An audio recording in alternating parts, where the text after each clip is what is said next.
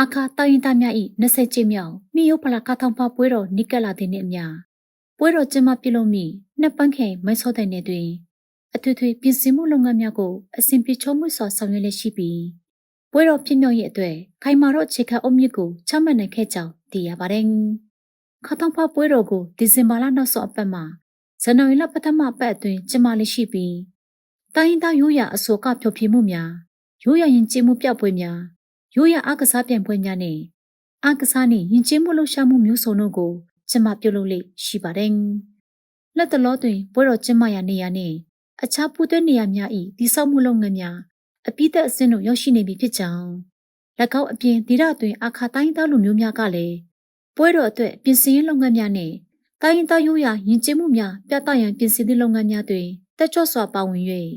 ပွဲတော်၏အနှစ်သာရကိုပုံမကျော်ဝစေရန်ကျိုးပန်းဆောင်ရွက်လေရှိကြောင်းတည်တင်ဆက်လိုက်ပါရရှင်။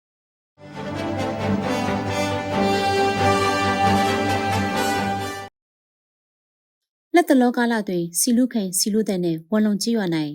စုစုပေါင်းအရှိ1215မီတာရှိလျားကရုပ်9,900ကျော်ကုန်ကြသည့်ကြီးရွာလက်တွေ့ဖွင့်ပွဲအခမ်းအနားကျင်းပပြုလုပ်ခဲ့ရာရင်းကျင်းနှင့်စီလုံးရေးကော်မတီဒုက္ခထဦးဆောင်လူရှမ်းအရှိအမျိုးသားဒီမိုကရေစီမဟာမိတ်တပ်ဖွဲ့သူစီဦးစီချုပ်အိုက်တာဒီရအစိုးရယုံအဖွဲ့မှုဦးနိုင်ချမ်းဆန်စီလူခံခရမှုဦးအိုက်ဆမ်ပီသူခရမှုဦးအားလာစီလူခံချစ်ဆက်တပ်မှသူနိုင်ငံရေးမှုကျွတာစသည့်တက်နေဒီရဖက်အကြီးကဲများတက်ရောက်ခဲ့ကြောင်းသိရပါတယ်။အခမ်းအနားမစတင်မီကြီးရသူရသားများကလမ်းပြတလျှောက်နိုင်နေ၍ကြွရောက်လာတဲ့အကြီးကဲများကိုကြိုဆိုခဲ့ကြကြောင်း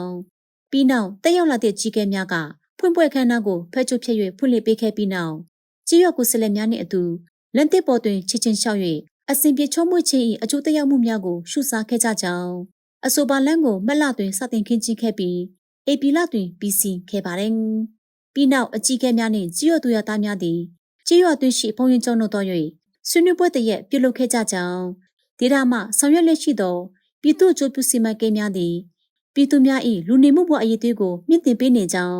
းစီလူတဲ့နဲ့တိုင်နေမှုကပြောဆိုခဲ့ကြောင်းစီလူခင်ခရမှုဦးအဆံပီကဝန်လွန်ချီရ၏ရခင်ကကြုံတွေ့ခဲ့ရသည့်ခက်ခဲများကိုပြန်လည်သုံးသပ်ခဲ့ပြီးယခုအချိန်တွင်ချီရနေထအသည့်ပြောင်းလဲလာကလမ်းပတ်ဆက်သွယ်ရေးလွယ်ကူချုံးမွေ့လာခြင်းမှာဒီဒါ၏ပြည်သူ့အကျိုးကိုအလေးထားဆောင်ရွက်မှုနှင့်ယင်းနှိမ့်ညွတ်နှံမှုကြောင့်ဖြစ်ကြောင်း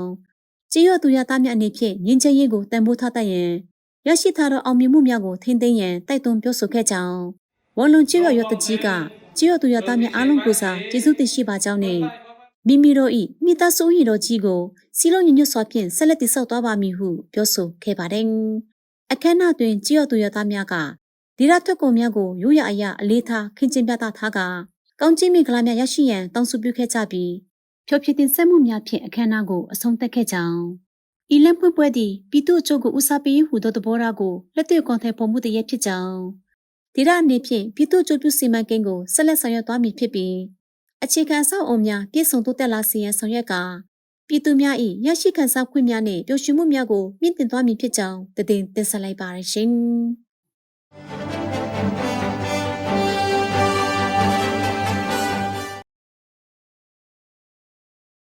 လက်တလောကာလတွင်မိုင်းလက်ခံဆိုရသည့်မိုင်းလက်ခံချစ်မြတ်တို့၏နှလုံးသားမြတ်တာရှင်ပရိဟိတဖွဲ့နှင့်ပူးပေါင်း၍ဝါဟတိုင်နှင့်ဝန်တန်ကြည်ရွာ၏ရွှေပြောင်းချစ်ချနေထိုင်သည့်နေရာတစ်တွင်လူသက်မှုစစ်စင်တရက်ကိုဆောင်ရွက်ခဲ့ပြီးရွှေပြောင်းချစ်ချနေထိုင်သည့်မိသားစု40စုအားနှွေးထွေးမှုများနှင့်အတူ၎င်းတို့အနေဖြင့်ဘဝတစ်ကိုစတင်နိုင်ရန်ထောက်ပံ့ကူညီပေးခဲ့ကြောင်းသိရပါတယ်။အလူသက်လှရှမှုအတွင်ခရဆိုရနှင့်စေတနာလူရှင်ဖွဲ့တို့သည်စုစုပေါင်းတန်ဖိုး1000ကျော်ရှိနှစ်စဉ်သုံးကုန်ပစ္စည်းများနှင့်အလူငွေများကိုလူသင်ပေးအပ်ခဲ့ရာကြီးရသူရသားများကစနစ်တကျစီတန်း၍လက်ခံရယူခဲ့ကြကြောင်းဝန်တန်ကြီးရွာသည့်ရခင်ကလမ်းပတ်ဆက်သွယ်ရခက်ခဲကြောင်းဖွံ့ဖြိုးတိုးတက်မှုနောက်နှင်းခဲ့ရပြီးခရိုင်ဆိုရနှင့်ကြီးရကေတာများ၏ကြိုးပမ်းမှုဖြင့်တနစ်ခွဲ့တွင်ကြီးရရွှေ့ပြောင်းခြင်းကိုပြည့်မြောက်အောင်ဆောင်ရွက်နိုင်ခဲ့ကြောင်းယခုတစ်ချိန်အလူဒါနပြုခြင်း၏ရွေးချက်မှာအချို့သောမိသားစုများနေရာတစ်၌ရွှေ့ပြောင်းနေထိုင်သည့်ကာလအတွင်းလိုအပ်သည့်ပစ္စည်းများချို့တဲ့မှုကိုဖြည့်ရှင်းပေးရန်ဖြစ်ကြောင်းကြီးရတစ်၌ရွှေ့ပြောင်းနေထိုင်သူများ၏လိုအပ်ချက်များကိုအမြဲဂရုစိုက်သွားမည်ဖြစ်ပြီးလူမှုအဖွဲ့အစည်းများအတွင်းရှိအင်အားများကိုစုစည်း၍ကူညီပံ့ပိုးသွားမည်ဟုခရဆိုရနှင့်စေတနာလူရှင်တို့ကအတီးတီးပြောကြားခဲ့ပါတယ်။ယခုတစ်ချိန်လူသက်မှုမှတဆင့်ပြောင်းရွှေ့ချချနေထိုင်သည့်မိသားစုများ၏ကာလတုံလူမှုဘဝအခြေအနေကိုမြင့်တင်ပေးနိုင်ခဲ့ရုံသာမကအပြန်လည်မျှဝေကူညီတတ်သည့်လူမှုအတိုင်းဝိုင်းပတ်ဝန်းကျင်ကိုလည်းဖန်တီးပေးခဲ့ပြီး ပြည်သူများ၏ပတ်ဝန်းကျင်သစ်တွင်အခြေချနေထိုင်၍ဖွံ့ဖြိုးတိုးတက်ရေးအတွက်ယုံကြည်မှုနှင့်ဆွမ်းအားများကိုမြင့်တင်ပေးနိုင်ခဲ့ကြောင်းတင်ဆက်လိုက်ပါရရှင်။